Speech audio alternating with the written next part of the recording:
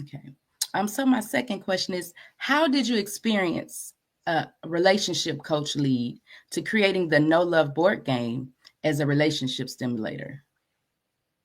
So, what I found as a coach and a counselor is there are four hurdles that a counselor has to deal with when they're approaching counseling. One, people don't want to tell you their business.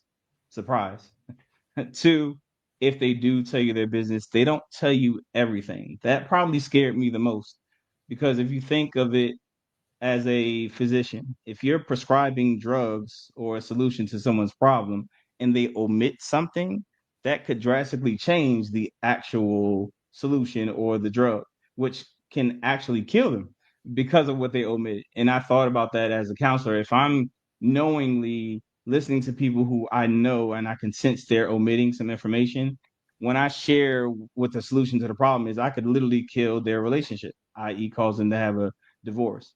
And then thirdly, the person that gets feedback first or an opportunity for correction, so to speak, they typically feel like they're being double teamed and they don't want to play anymore.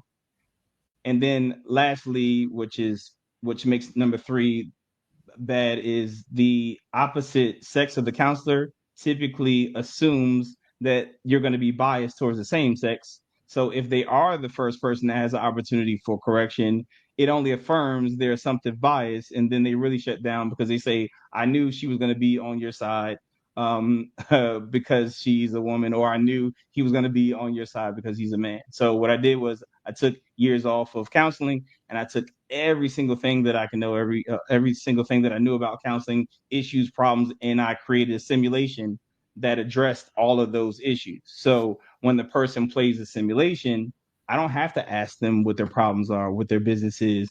When that landing space or that card or scenario makes them feel uncomfortable, that's them telling them that that is their problem. And we all know that in the 12-step program, the first step is you telling yourself you have a problem. So if that card or situation made you feel uncomfortable, that's you admitting that that is your problem, and then it has the solution embedded in it or the counseling, which in turn allows for you to discreetly resolve your issue. So that is what my experience of coaching did to lead me to creating the simulation.